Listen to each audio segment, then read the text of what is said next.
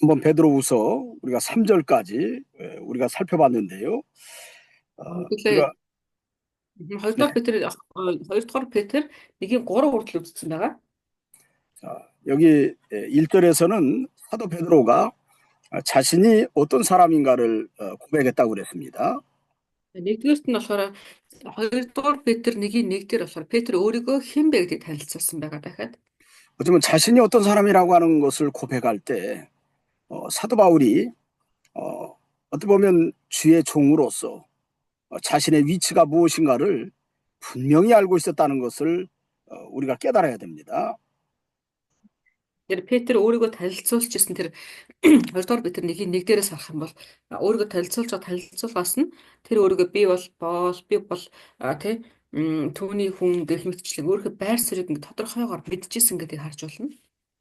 또 이런 사도 베드로의 이 고백이 사도 바울의 그 고백과 우리가 거의 동일하다고 하는 것을 살펴보면서 바울과 베드로의 신학이 동일선상에 있다고 하는 것을 우리가 지난번에 같이 나누었습니다. Хэдүүлээ Петрийн өөрийгөө танилцуулж байгаа агуулгыг харахаар Паултай төстэй тий. Тэгэхээр Паул болон Петр хоёрыг харах юм бол тэр хоёр хоорондоо итгэлийн хувьд нэг итгэлтэй тий. Нэг үзэл бодолтой, нэг хараатай байсан гэдгээс харж болох нэ гэж үзсэн. 베드로는 자신을 예수 그리스도의 종이라고 그랬어요. Петр өөрийгөө Христ Есүсийн боол гэж хэлсэн. 자, 종이라는 것은 예수님이 자신의 주인이기 때문에 자신은 예수님의 인도와 주장을 따라서 사명을 감당하는 사람이다. 그런 표현이죠. Тэгэхээр өөрийгөө Иесусийн боол гэж танилцуулсан гэдэг чинь бас нөгөө талаар нь харах юм бол Иесус бол түүний Петрийн эзэн учраас эзэн нь юу гэж даатах нь түүний дуулууртай хийдэг нэгэн гэж хэлсэн утгатай шүү дээ. 여기 사도인 시몬 베드로라고 할 때 자신이 사도라고 얘기했습니다. Тэгэхээр өөрийгөө бас дахиад үсгэлээрээ элч гэж бас хэлсэн бай тээ. Нэгдүгээрт нь боол, хоёрдугаарт нь элч гэж хэлсэн. 자, 사도라고 하는 것도 위로부터 보내심을 받은 자라는 뜻을 가지고 있다고 그랬어요. Элч гэдэг үгийг болохоор чинь одоо дээрээс те эрх мэдэлтэйгээр тэр хүнийг илгээсэн гэсэн утга явж байгаа те. Би бол хэнийг нэг зараадаар явж гэнэ гэсэн утга байна. 자, 이런 고백은 자신이 스스로 주의 종이 된 것이 아니라 하나님의 주권적인 선택으로 종이 되었다라고 하는 것을 고백하는 겁니다. Энэ болохоор тухайн хүн өөрөө хүсэж ирж байгаа гэсэн утга биш тий. Харин дээрээс түүнийг илгээсэн гэсэн утга байна. 나아가서 자신이 무엇을 말해야 되고 자신이 어떻게 사명을 감당해야 된다고 하는 것을 이 사도라는 단어를 통해서 고백한 거예요. Тэгэхээр энэ элч гэдэг үгэн дээр юу гэсгэлээ чи тэр хүн өөрийгөө элч гэж танилцуулсны шалтгаан нь юу гэхээр би ярьж байгаа зүйл маань ч гэсэндээ миний үг биш гэдгийг тий би илгээгдсэн ч гэсэндээ миний хүслэх биш юм аа. Тусгай эзэн намайг ингээ илгээсэн гэдгийг илчлэхийн тулд тий гэрчлэхийн тулд ингэж хэлж байгаа. 자신이 편지하는 이 소아시아에 있는 교회 성도들 그 성도들은 동일하게 보배로운 믿음을 함께 받은 자들이라고 표현합니다. Тэгээ дараад нь болохоор хэнийг бага Азад байгаа тэр итгэгч нарыг болохоор итгэлийг тэ хамтдаа өвлөгч нар гэж хэлсэн. Ижилхэн үн цэнтэй хүмүүс гэж хэлсэн. 그리고 여기 보배로운 믿음이라고 하는 것은 어떻게 보면 소아시아에 있는 성도들이 사도 바울과 더불어서 언젠가 하나님 앞에 그들의 믿음 쓴 것이 인정을 받기 때문에 보배로운 믿음이라고 그랬던 거예요. Тэгээ энэ чи хэлж байгаа үнэт итгэл гэж ярьж байгаа тийм ээ. Тэгэхээр яагаад үнэт гэж хэлж байгаа гэхээр энэ бол бурхан дээр очих үед тэзэний өдөр бурханы өмнө зогсох үед бурханаас үнэлэмжийг авах, бурханаас сайшаагдах тэр итгэл учраас үнэт итгэл гэж хэлсэн гэж. 또 보배라는 것은 흔한 것이 아닙니다. 아주 보물, 또 보석, 그리고 흔한 것이 아니잖아요. Үнэт гэдэг үгэн дотор хэдүүлээ харах юм бол зөвхөн одоо эд зүйл ордоггүй шүү дээ, тийм ээ. Эд зүйлийн одоо эдлэл ч юм уу ийм зүйл ордоггүй, эрдэнийн зүйлүүд ингээ ордоггүй. 자, 이건 어떻게 보면 사도 바디로나 소아시아에 있는 성도들이 세상에서 어떤 어, 인간적인 모습으로 얻을 수 없는 철저한 하나님의 은혜, 또 하나님의 선택과 하나님의 은혜인 예수 그리스도의 보혈의 피로 우리가 같은 그 믿음의 어떻게 보면 동역자가 됐다고 하는 부분을 이렇게 보배로운 믿음이라고 이렇게 표현했던 겁니다. Яг энэ дээр хэлж байгаа үнэт гэдэг үгэн дотор те ялангуяа үнэт итгэл гэдэг үгэн дотор юу орж байгаа гэхээр зүгээр нэг бидний одоо дэлхийн хүмүүсийн ойлгодог үнэт гэдэг үг өөр биднэрийг бас нэг ахаад өөр утгатай. Тэр юу утгатай гэхээр үнэт цус гэж ярьж байгаа. Үнэт ам. Бид нар бол яаж олсон итгэл вэ? Тэгэхээр энэ бол цусны үнэтэй итгэл байгаа байхгүй юу? Тэ? Христ Есүсийн өөрөө бидний өмнөөс өөрийнхөө тэг төлөө сулгаж өгсөн тэр үнэт зүйл үнэт гавьяагаар олдсон итгэл гэсэн утгатай.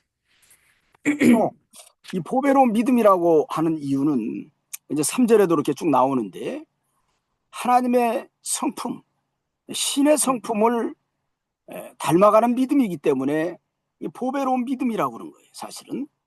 Тэгээ бас энэ үнэт итгэлүүд дотор дахиад юу хэлж чинь гэхээр 3 дугаар эшлэлээр дахиад цаашаа харж байгаа Бурхны мөн чанар тий Бурхны одоо тэр дүр төрхийг бид нэр өвлөж, суралцаж, заалгадж ингэж явж байгаа энэ агуулгыг бас хэлж байгаа итгэл гэж үнэт итгэл гэж. 저와 여러분들이 어떻게 보면 이 세상을 살아가면서 누구를 닮아갈 거냐 하는 것은 참 중요한 숙제입니다. Бидний хувьд одоо бүгдээр л энэ дэлхийд анх удаа амьдарч байгаа хүмүүстэй. Гэхдээ бид нэр яаж амьдрахыг мэдэхгүй. Гэхдээ хүн болгон ямарваа нэг зүйлээс үлгэрлэл авч дагаж хэнийг дуурайж амьдардаг. 자, 여러분들 화폐 보면 화폐 수바타르도 있고 징기스칸도 있지요. Бидний хувьд одоо харах юм бол талбай дээр очил доо. Талбай дээр Сүхбаатарын талбай дээр очих юм бол тэнцээ бидний бахархал ус хүмүүс байгаа тий. Сүхбаатар байна, Жанжин байна, Чингис хаан байна. 여러분들 어떻습니까? 여러분들 돈에 있어서 여러분들 통용할 때마다 항상 그 사람들의 얼굴을 기억하는 것은 왜 기억하는 거예요? Тэгээ бид нэр одоо ингээд хэдүүлээ Сүхбаатар гэвэл Чингис хаан гэвэл шууд ингээд мэддэг тий. Тийм ингээд бид нар баг дотроо ингээд нүдэндээ хардаг тий. 자, 그분들을 존경하고 그분들을 닮아가야 되겠다. 그런 생각이 어떻게 보면 그 민족의 정신적인 어떤 부분에서 또 민족의 영웅으로서 추대하기 때문에 그런 거 아니에요? Тэгээ бид нэр ялангуяа нөгөө нэг юм түүхэнд алдартай гавья байгуулсан хүмүүсийг харахтаа тэр хүмүүсийг харж дуурайж тэр хүмүүсийн үзэл бодлоор ингээ энэ дэлхийд амьдрах гэдэг нь хичээдэг шүү дээ тий. Одоо та нар Чингис Сүхбаатар гэдэг тэгэн гот шууд ингээд автоматар бодож байгаа чинь дотроо бид нар тэгж бодож эдгээр энэ хүннээс бид нар суралцах хэрэгтэй да гэсэн юм одоо соёлын гэсэн юм бодол байгаагийн шинж шүү дээ тийм ээ. 자, 그러나 그거하고 비교할 수 없는 온 우주의 주인이신 하나님을 닮아간다고 하는 것, 하나님의 인격을 닮아간다고 하는 것은 이건 보배로운 믿음이 아니면 가능하지 않습니다. Гэтэ бидний хувьд болохоор чинь тэднэр хүмүүсээс мэдээж жирийн хүмүүс бол тэднээс хараад тий дүлгэрлээд үгийг ингээд уншаад ингэж амьдэрдэг. Бидний хувьд болохоор чинь тэр хүмүүстэй харьцуулахын аргагүй. Орчлон ертөнцийг бас тэгээс өсөхгүй тэнгэр овчроггүй тэгээ галактик бүгдийг бүтээсэн тэр эзэн бурхан танд өөрийгөө мэдүүлээд чи намайг дагаж амьдар надаас суралц тий намайг дуурай гэж ингэж хэлж байгаа. Тэгэхээр энэ бол үнэт гэсэн үг. 이것은 하나님의 은혜로 또 성령의 역사로 말미암아서 우리에게 주어진 거예요. Энэ бол тий зүгээр л нэгүүлсэл тий нэгүүлслэр өгсөн зүйл. Бурхны сүнсэд танд ингээд тусгаалan өгсөн үнэт зүйл. 자, 이 은혜가 동일하게 오늘 저와 여러분들에게도 있습니다. Тэгээ энэ ийм одоо энд Илч Петр болон Паул гэсэн энэ агуу итгэлийн үнэт итгэл өнөөдрийн зогсож биднэрт ч бас өгөгдсөн байна тий. 자, 이것이 내 속에 얼만큼 만들어지고 내가 얼만큼 예수님을 하나님을 닮아갔느냐 하는 것이 우리가 인생에서의 숙제입니다. Тэгэхээр бидний дотор тэгвэл танд өгөгдсөн таныг хайж ирээд ингэ тогсож байгаа энэ итгэл танд итгэлийг та хэр хүлээж авсан, хэр ойлгосон. Энэ дэлхий дээр та хэрхэн түүнийг яг хэр дуурайж амьдарч байгаа амьдрах вэ гэдэг чинь танд өгөгдөж байгаа даалгавар гэсэн. Амьдралд чинь өгөгдөж байгаа. 이 숙제를 잘 하시자고. Тэгээ хэдүүлээ даалгавруудаа сайн биелүүлж амьдарцгаая. 자, 아멘. 여기 또 3절에 자, 그의 신기한 능력으로 생명과 경건에 속한 것을 우리에게 주셨다고 그랬죠. За хэдүүлээ 3 дугаар ишлэл рүү орж байгаа. 3 дугаар ишлэл рүү оронгууд ингэ тэр энд юу гэсгэлээрээ түүний хүчээр гэсэн тийм ээ дамжуулаад хүч болон амиар бид нэр амийг бид нэр амиар хүч болон ам тэ бид сойрхогдсон гэж хэлсэн. 자, 여기는 신기한 능력이라고 그러는데 그 전에 다른 성경에 보면 그 4절 말씀에 신성한 성품에 참여하는 자가 되게 하려 하셨느니라라는 말씀처럼 이 신의 성품, 신의 성품을 하나님 우리에게 주셨다는 거예요. За тэгэхээр энэ дээр харах юм бол Бурхны хүчээр биднэрт ам ба итгэл ингээд өгөгдсөн гэж хэлсэн. Тэгэхээр тэрнийг бас дөрөвдүгээр ишлэлдээ цаашаа нь харах юм бол энэ бол гайхамшигтай гэж хэлсэн. Тэгээ гайхамшигтай амлалтаар л өгөгдсөн зүйл гэж. Бурхнаас нэг болохоор бэлэг болгож өгсөн гэсэн. 그런데 그 신기한 성품, 신의 성품은 하나님의 신기한 능력으로 주었습니다. 이게. Тэгээ тэр Бурхны тэр бэлгүүд нь бэлгүүд дүр төрхүүд нь Бурхны тэр зан чанар болсон чанараар өгдөж байгаа бэлгүүд нь зүгээр нэг шууд май гэдэг өгдөөгүй гайхамшигтай хүчээр өгсөн гэж хэлсэн. хүч дотор. 자, 우리가 일반적으로 신기한이라는 말은 어떤 기적이라든지 이적이라든지 우리가 인간적으로 육체적으로 생각할 수 없는 일이 이루어졌을 때 우리가 신기하다 그런 표현을 쓰죠. Хэдүүлээ гайхамшигтай гэдэг үгийг гэхээр яаж хэрэгэлдэг гэхээр хүн өөрийнхөө хүчээр одоо хийж барахааргүй зүйлийг харахтаа хүн гайхшрахтаа тэгжилдэг тийм ийм үгүүдэд хэрэгэлдэг гайхамшигтай. 우리가 하나님의 형상을 닮아가는 이 신의 성품은 특별한 하나님의 은혜로 하나님의 역사로 되어지는 겁니다. Тэгэхээр танд өгөгдөж байгаа тийм эзнээс үлгэр аваад түүний дагаж амьдрах, дуурайж амьдрах гэсэн энэ гайхалтай бэлэг болохоор чинь Бурхны хүчээр танд өгөгдсөн гэсэн үг байхгүй юу? 자, 그 하나님의 능력으로 주어지는 것이 생명이에요. 생명과 그랬으니까 생명. Хараад энэ дээр ам бас өгөгдсөн гэж байгаа. Тийм. 이 생명은 우리의 영이 점점 자라나는 것을 얘기합니다. 하나님을 닮아가는 거. 우리의 영이 그것을 생명이라고 표현한 거예요. За энэ ам гэдэг нь болохоор юу хэлж байгаа гэхээр та Бурхныг дуурайгаад түүнтэй өдөр болгон ижил төстэй болох гэдэг өсгөж амьдрах үед таны сүнс өссөн шүү дээ тийм ээ. Тэгэхээр тэр сүнс өсөж байгаа тэр байдлыг ам гэж хэлж байгаа гэсэн. 그래서 우리가 죽었던 영이 살아난 이 중생한 영은 점점 하나님의 능력으로 자라납니다. 사실은. Тэгэхээр өөрөөр хэлэх юм бол бид нар харахад амьтай боловч сүнсний үед ингээ өвхмөл болцсон байсан шүү дээ тий. Харин эзэнтэй хамт алхах тусам тэр өгцөн байсан сүнс баг багаар ингээ ам орж тий баг багаар одоо уярч дэвтэж гэдэг шиг ингэж байгаа аахгүй лээ. Энийг хэлж байгаа гэсэн. 그 증거가 뭐냐면 우리가 처음 예수를 믿었을 때하고 시간이 지나면서 점점 깨닫는 것도 삶의 모습도 달라지는 것을 우리가 알 수 있죠. Хэдүүлээ энийг бүр ингээ амьдралаараа баталж болно тий.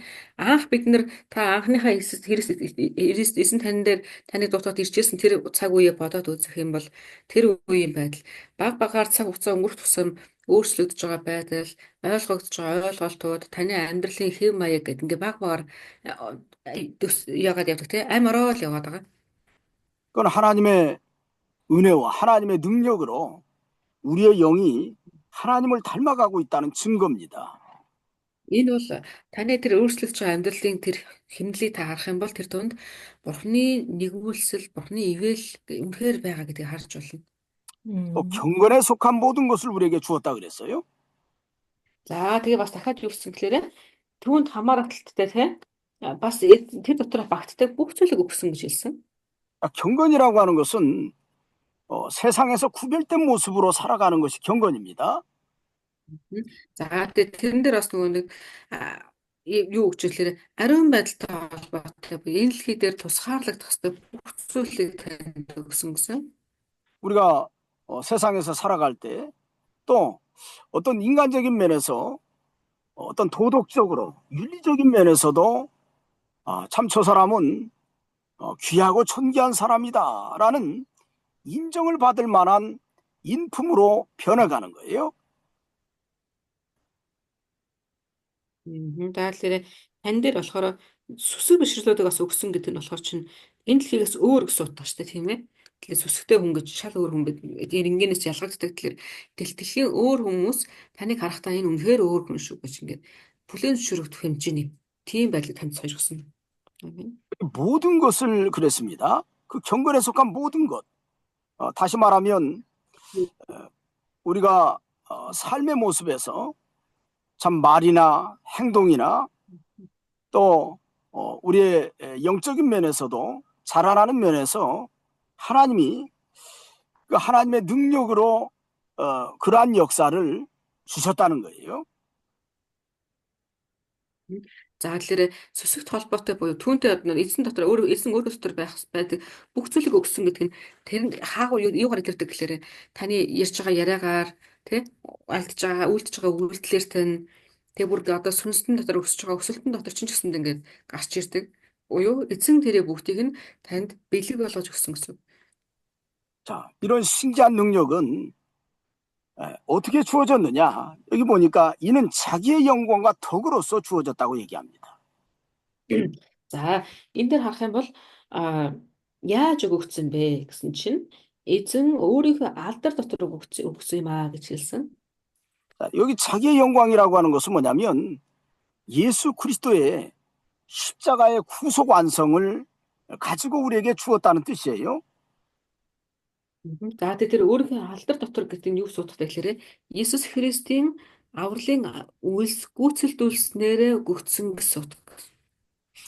예수님이 우리를 대신해서 대리적 속죄, 우리의 구원을 완성하신 그 은혜로 우리에게 주었다는 뜻입니다. Тэгэхээр алдар дотор буюу Иесусийн авралын үйлс гүйцэлдүүлсэн гэдэг нь юу хэлж байгаа гэхээр тэрээр бидний өмнөөс золигдсон тийм ээ. Золигдсон авралын ажлыг тэр бүхлээрээ болон амьдлаараа гүйцэлдүүлсэн тэрийг хэлж байгаа. 자, 덕으로서라는 말은 덕이라고 하는 것은 하나님의 덕이에요. 하나님의 덕이 뭘까요? За тэгэхээр гавья гэж тэр алдрын гавья гэхэлэр Бурхны гавья гэж юу гэлж байна вэ? 하나님이 우리를 긍휼히 여기시고 또 사랑해 주시는 것이 덕입니다. Тэгэхээр Бурхны тэр алдрын гавья гэж юу гэлж байна гэхээр Бурхан биднийг нэгүүлсэж хайрлж өгсөн гэсэн утгаар хэлж өгч. 그래서 여기 베드로후서 3장 8절 말씀에 그렇게 말씀하고 있지요. 8절 9절 한번 읽어보세요. За би 2 Петр 3-ын 8-9-ийг уншия. За энэ дээр хайртууд минь эзний хувьд харин нэг өдөр нь мянган жил мэт. Мянган жил нь нэг өдөр мэт байдаг нь та нараас бүү нууцлагдаг. Эзэн удаашрлыг тооцдог зарим хүмүүсийн боддог шиг амлалтанда хойрог биш билээ.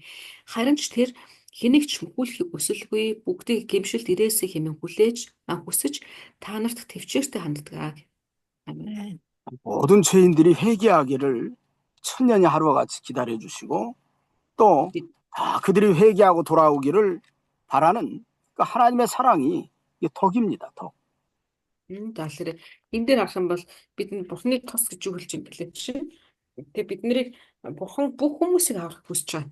Тэгээ хүмүүс гэмшид ирэхийг тэгээ ирэхийг хүлээж тэр мянган жил тэр нэг өдөр мэд хүлээ болгоод ингэ хүлээж байгаа гэж.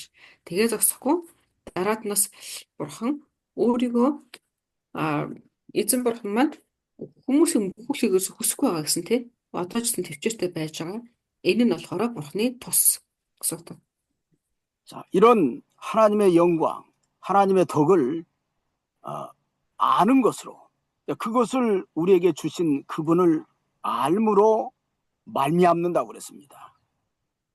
Тэгэхээр бид нэр энэ бурхныг мэдсэн мэдлэгээрээ гэж ингэ хэлж байгаа. Цааш харах юм бол 자, 그러니까 이 신의 성품은 어떻게 보면 거저 주는 것이 아니라 나에게 베풀어 주신 그 구속의 은혜, 또 하나님의 은혜와 사랑을 깨닫는 사람, 그것을 발견한 사람이 신의 성품을 가질 수 있다고 하는 것을 여기에서 말씀하고 있습니다. тэгэхээр энэ дээр харах юм бол тийм учраас бурхныг мэднэ гэдэг нь хэнийг хэлж байлаа.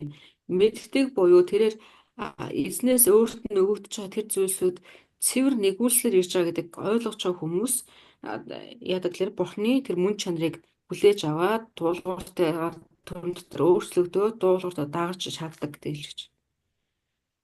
그래서 여기 4절에 이로써 그 보배롭고 지극히 큰 약속을 우리에게 주었다고 그랬습니다. Тэгээд дөрөвдүгээр ишлэгийг харах юм бол дөрвийн эхний хэсэг дээр ингэсэнтэй үүгээр тэр бидэнд үнэтэй бөгөөд гайхамшигтай амлалтуудаа сойрсон гэж хэлсэн. 자, 이 보배롭고 지극히 큰 약속은 하나님의 성품을 닮아가는 것을 보배롭고 지극히 큰 약속이라고 그런 거예요. За энэ болохоор амлалт гэж гайхамшигт амлалт гэж ойлгож байна. Энэ болохоор юу гэж хэлсэн? Бурхны тэр дуулууртай бурхны мөн чанар дотор дагаж өөрчлөгдөж амьдрах тэрийг хэлж байгаа гэсэн. 자, 이 약속을 우리가 받았으면 무엇을 해야 되느냐?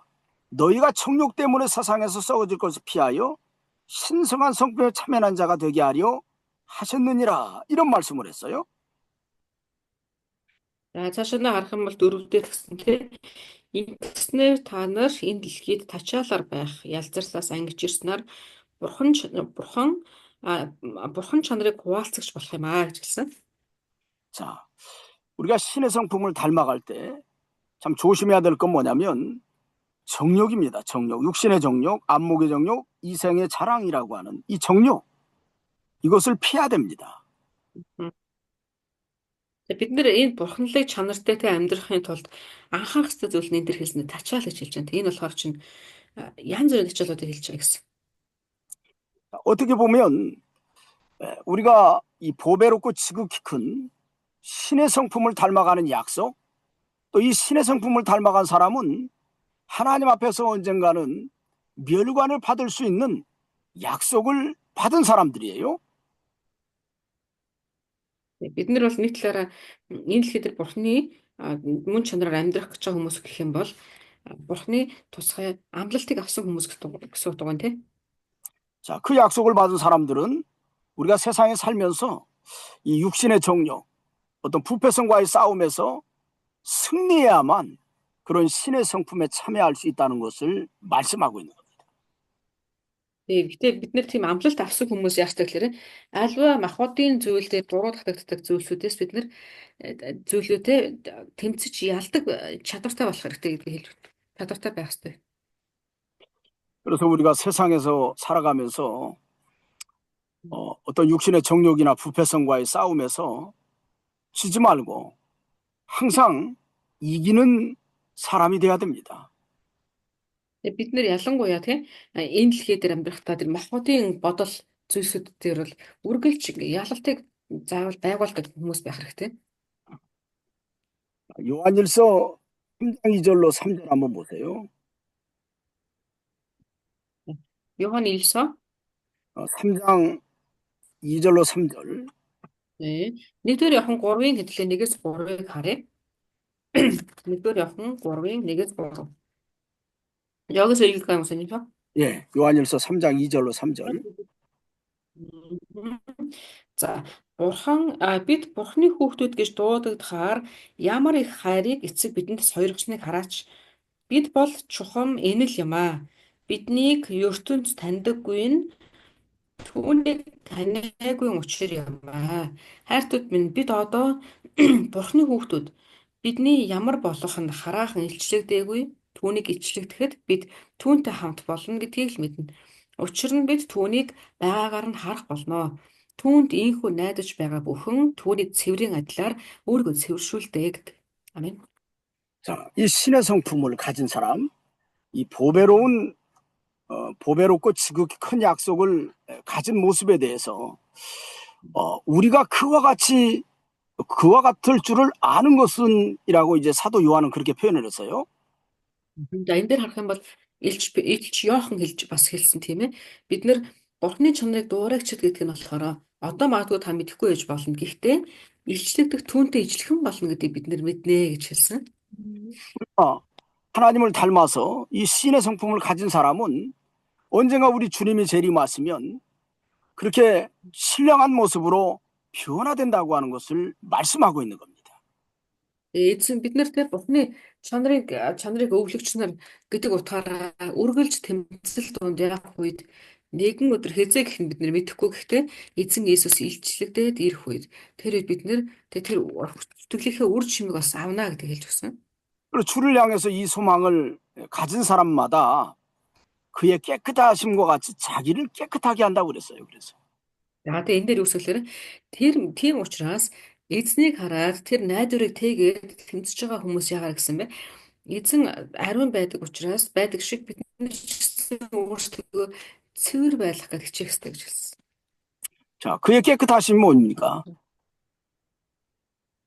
Түүний төлөв цэвэр гэж хэлж байгаа үг нь ямар утгатай вэ? 하나님의 거룩하심, 또 하나님의 모든 의로운 속성들, 또 하나님의 긍휼과 사랑, 인애, 그런 모든 모습들을 자기도 닮아서 우리가 이 세상에서 이 정욕이라든지 부패성과의 싸움에서 이긴다라는 뜻입니다. Тэгэхээр энэ үгсэлээр бид нар эзэн бол ариун тэр нэгүүлсэнгүү тэр бас гэх мэтчлэн түүний эзэн бурхны бүхий л мөн чанарыг бодохдоо бид мөн өөр түүнтэй төстэй түүний адил сонголтуудыг үргэлж хийж өөрийнхөө одоо өөрийнхөө тэр махбодын зан чанар бүсэл тачаал тэр бүх зүйлийг тэмцэж ингээд ялч амьдрах хэлж гэсэн ариун цэвэр гэдэг. 그렇기 때문에 저도 그렇고 여러분도 그렇고 우리가 이 땅에서 살아가면서 이런 보배로운 약속이 우리에게 있으니까 우리가 육신의 정욕과의 싸움에서 부패성과의 싸움에서 이겨야 됩니다. Биднэрт ийм амлалтууд танд ч гэсэн өгөгдсөн байгаа учраас бид нар энэ амлалтаас зурхтаа өөрсдийнхөө тэр бодол хүсэл аливаа зүйлийг давдаг байх хэрэгтэй. 우리는 시간이 부족해요. Биднэрт бол тэрний төлөө тэмцэж амьдрыг бол цаг хугацаа хүрэлцэхгүй. 언제 싸우고, 언제 다투고, 언제 미워하고, 언제 도적질하고, 언제 시기하고 그럴 시간이 없어요. Биднэрт яагаад цаг хугацаа хүрэлцэхгүй гэхээр биднэрт танд өгөгдсөн цаг хугацаа хязээд басыг бид нар мэдэхгүй тий. Гэхдээ тэр өгсөн тэр жохон хугацаанд чинь бид нар бурханыг дуурайж цэвэр амьдрахад л анхаарч чадна гэхээс биш тэр цаг хугацаагаар зарим хэсгийг нь муудалцахад хэрэглээд, зарим хэсгийг нь үзий ятгахад хэрэглээд, зарим хэсгийг нь атаархахад хэрэглээд ингээд ивэл цаг хугацаа яагаад ч хүрэлцэхгүй. 하나님을 닮아가는데도 시간이 부족합니다. Тэгэхээр бид нэр зүгээр энэ олон зүйлүүдээс нэгийг сонгох хэрэгтэй. Тэр нь бурхныг дуурайгаад амьдрахад, бурхантай ижилхэн болох гэдээ амьдрахад зориулах хэрэгтэй. Тэглэж хөвсөлцөхгүй цаг хугацаа. 그래서 저는 여러분들이 자, 이렇게 하나님을 닮아가는 일에 서로 열심으로 협력하기를 소망해요. Тэгэхээр бүгдээрээ яг энэ ялангуяа бурхныг дуурайгаад амьдрахад хичээж байгаа энэ амьдралдаа хүн болгон сэтгэл гаргаасаа гэж юрөөж байна. 그래서 같이 기도회도 가고 산에 Тэгээ энэ төлөө хамтдаа ялангуяа залбирал дээр ч гэсэн нэгдэж 서로 교제하고서 харилцсан нөхөрлцгөөж 서로 돕고 협력하는 그런 모습들이 아주 필요합니다. 그래서. Харилцан бие биендээ тусалж, харилцан нэгдэлцээж тэгээ бие биентэйгээ хүч нийлэх ийм цаг хугацаанууд их хэрэгтэй байна. 우리에게 시간이 정말 부족하다는 것을 깊이 알아야 됩니다. Тэгээ бид нэр дахин санах хэрэгтэй. Цаг хугацаа тийм их биш. Олон зүйлд зарцуулах цаг угаасаа байхгүй. 자, 5절로 여기 7절에는 자, 이 신의 성품을 담기 위해서 이 성도들이 자신들이 변화되고 만들어가야 될 모습에 대해서 8가지를 베드로는 이야기를 합니다.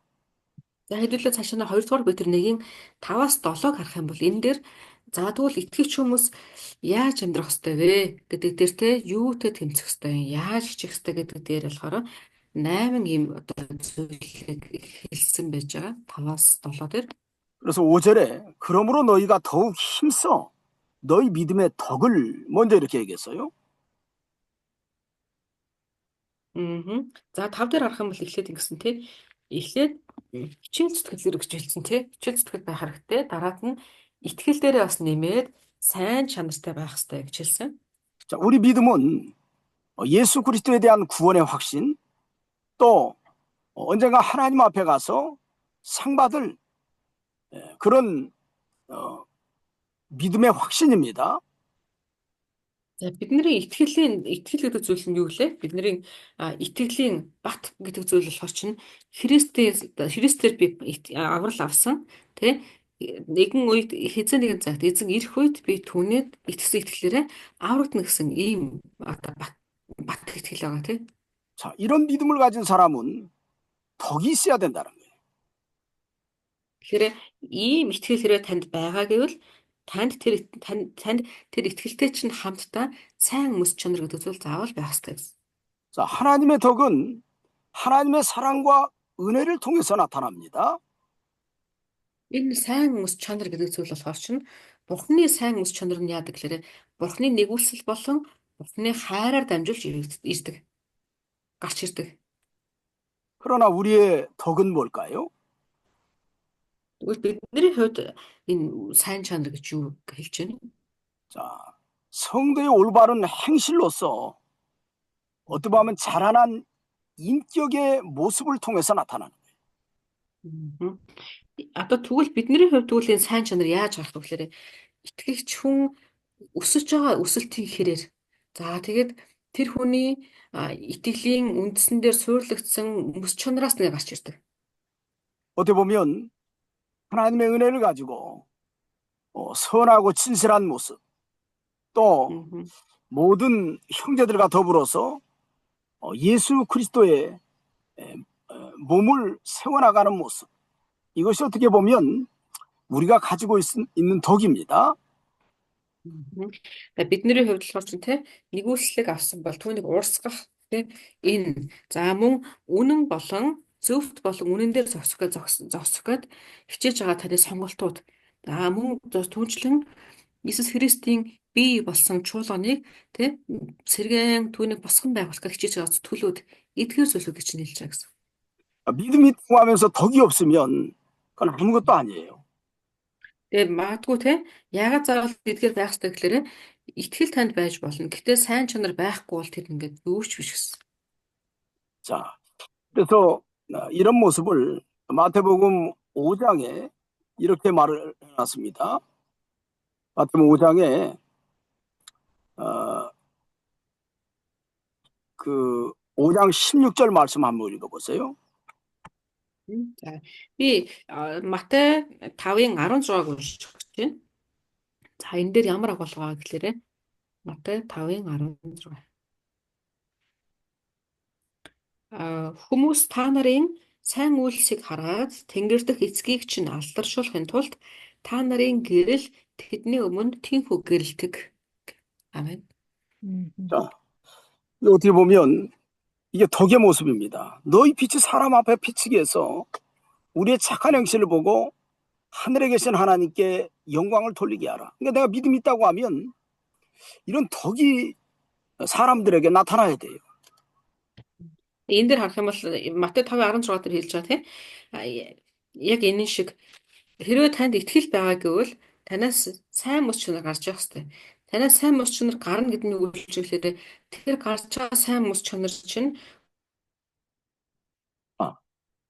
야고보서 2장 16절 한번 보세요. 16절, 17절. 이제 야고보서 2장 16절로 20절까지 한번 읽어보세요. 야고보서 2장 16절로 20절.